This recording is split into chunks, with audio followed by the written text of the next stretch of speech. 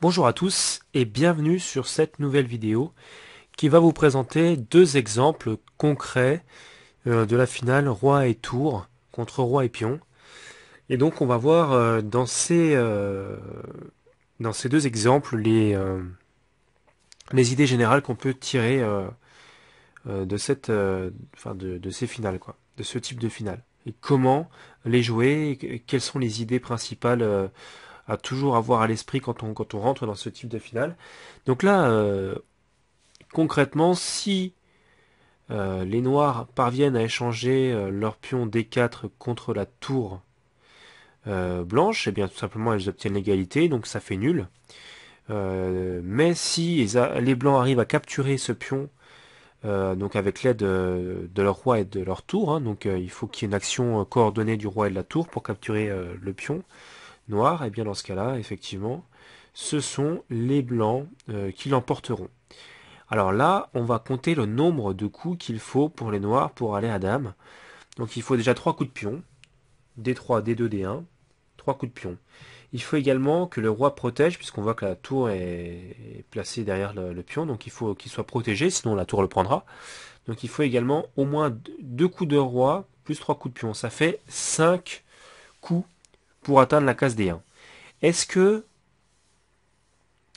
de leur côté, les blancs ont la possibilité de jouer des coups qui vont, comment dire, pouvoir menacer avec leur roi et la tour, mais la tour c'est déjà le cas, donc avec leur roi, le pion noir. Donc oui, clairement oui, et je vois qu'en fait très rapidement, en l'espace de euh,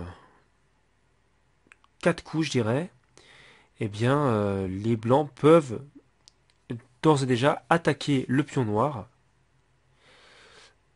avec leur tour, mais c'est déjà le cas, mais en plus avec leur roi. Donc pour ce faire, le coup le plus intéressant c'est roi D6. On va menacer de jouer en C5 et d'attaquer le pion. Donc roi D6, je pense que D3 est la réponse logique. Roi C5, roi E3 pour protéger et pour pouvoir pousser le pion. Roi C4, D2, et puis après roi C3. Eh bien, les noirs ne peuvent pas pousser le pion, sinon tour prend. Et s'ils jouent roi E2 pour venir menacer de faire dame, eh bien tout simplement tour prend. Mince, tour prend. Et la partie est gagnée. Donc combien de temps il a fallu? J'ai du mal compter. 3 coups de pion plus 2 coups de roi. Alors que là, on voit qu'avec 5 coups, 1, 2, 3, 4, 5, on arrive déjà largement à contrôler la case D1. Donc forcément, c'est pas possible pour les noirs de s'en sortir dans cette position. Donc le plan, c'est d'aller attaquer le pion le plus vite possible avec le roi. C'est la première position, donc je vais vous montrer une deuxième position. Donc pareil, finale de tour, alors un peu différente puisqu'il y a une histoire de bande et donc des histoires de pattes certainement qui peuvent traîner. Alors voilà, très haut, on va dire très au noir dans cette position. Alors, est-ce que les noirs ont la possibilité de faire nul dans cette position? Alors, tout dépend du trait, j'ai envie de dire. Je pense que très au blanc, la position est gagnante. Je pense. Je n'ai pas vérifié, mais je pense. Alors que très au noir, je vois une petite ressource assez sympathique qui leur permet de bénéficier, comme je l'ai dit, d'un pat. Alors bon, j'ai pas encore tout calculé, on va voir ça ensemble. Pour moi, c'est roi B2. Alors pourquoi roi B2? Alors c'est très simple. L'idée, elle est vraiment très très simple. C'est de jouer A2, de menacer dame. Donc les blancs vont être obligés de faire tour échec et après je fais roi A1.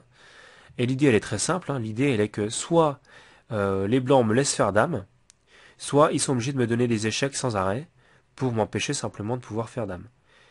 À côté de ça, je ne pense pas qu'il y ait la possibilité de menacer mat immédiatement, comme par exemple il pourrait y avoir avec si jamais je jouais A2, tour échec, roi A3, puis roi C3. C'est sûr que là, si je fais dame, il y a tour mat, hein, je vais le montrer tout de suite. Voilà, c'est oui, le trait. forcément le trait est au blanc. Mais on va dire que si roi D2 est joué, poussé, tour échec. Là, effectivement, si je commets l'erreur de jouer roi A3, il y a roi C3. Et cette fois-ci, ce sont... Ah non, il y a dame. Il y a dame intermédiaire. Donc même là, ça marcherait pas.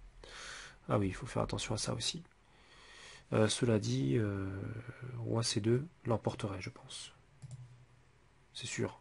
Donc si dame, tour échec récupère la dame, si cavalier, eh bien il y aurait tout simplement roi C3 et le cavalier est perdu, tout simplement. Parce qu'il y a menace de mat. Donc le roi doit partir. Roi A2 ou A4. Tour B5 peut-être. Tour B5, tour E8, je sais pas, tour B5 je dirais. Mince. Cavalier C2. Là le cavalier n'a pas de case. Et si le roi remonte, tout simplement c'est mat. Donc voilà, le cavalier est perdu. Donc on va pas analyser ça, ça sert à rien du tout. Donc juste pour dire que roi B2 c'est très intéressant. Alors sur roi B2, concrètement qu'est-ce que peuvent jouer les blancs? Ils peuvent jouer échec. Mais alors là, dans ce cas-là, il y a une ressource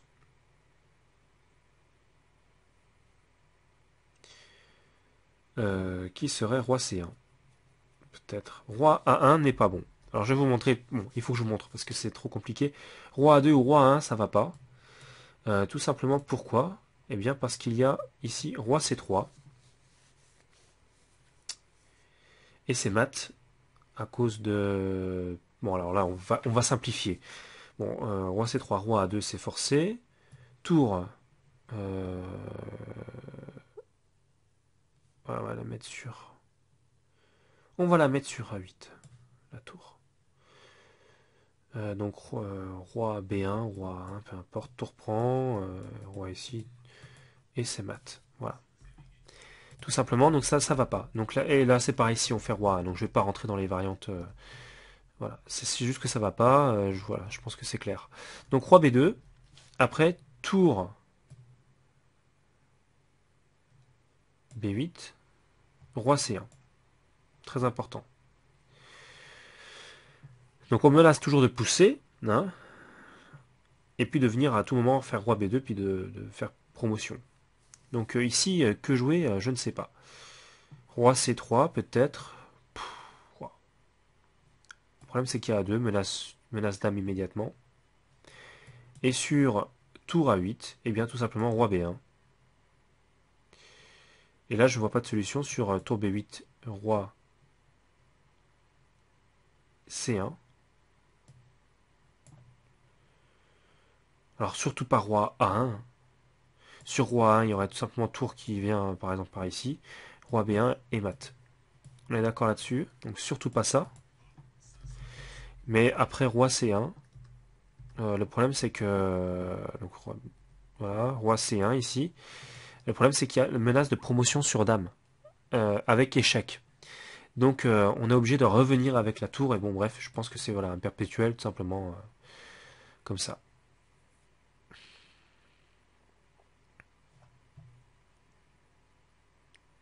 Alors que se passerait-il, tiens, c'est intéressant, sur roi B3.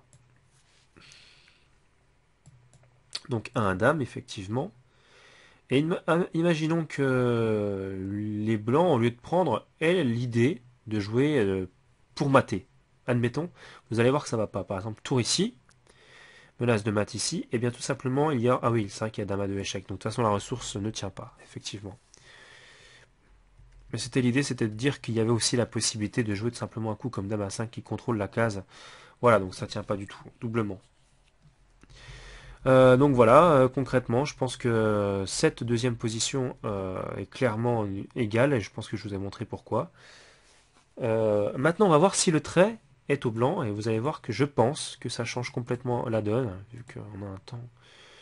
Tour B8 échec immédiatement. Mince, tour B8 échec immédiatement. C'est ça qui fait toute la différence. Alors là, voilà. Le problème, c'est que là, le roi est obligé soit de venir en A4, soit de venir en A2. Et dans tous les cas, ça semble mat rapidement. Donc s'il vient en A4, on fait roi C4, et de toute façon on va récupérer au moins le pion. Voilà. Pourquoi? Parce qu'il y a menace de mat. Donc on est obligé de jouer roi A5, c'est forcé. Et tour échec, de toute façon on récupère le pion et on pourra mater facilement. Première variante. La deuxième variante, c'est qu'après roi A2, eh bien il y a tout simplement roi C2, ou même peut-être d'autres coups qui tiennent ici. Roi A1 qui semble forcé. Alors je jouerai tour F8 par exemple pour venir mater ici. Sur roi A2, qu'est-ce qu'il y a? Eh bien, on a tour F3 qui va mater. Tour F3, roi A1 et tour prend mat. Voilà. Et dans le cas où... Après oui, non, de toute façon c'est forcé. Dans le cas où la poussée a lieu, de toute façon c'est mat également. Hein. Tour F1 mat immédiatement. Voilà. Donc voilà pour ces deux exemples, sur ces deux cas de finale avec une tour qui lutte contre un pion ou vice versa. Et donc on voit concrètement que dans certains cas, le camp qui possède le pion peut annuler.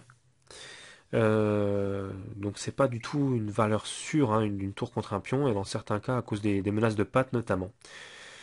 Voilà, j'espère que cette vidéo vous a plu, qu'elle vous a montré grosso modo les idées de base dans les finales roi et tour contre roi et pion. Voilà, je pense que si vous avez des questions n'importe quoi, n'hésitez pas à laisser des commentaires, vu que ce sont des finales qui sont quand même assez compliquées peut-être. En tout cas, quoi qu'il en soit, je vous souhaite de rapides progrès et je vous dis à très bientôt pour de nouvelles vidéos.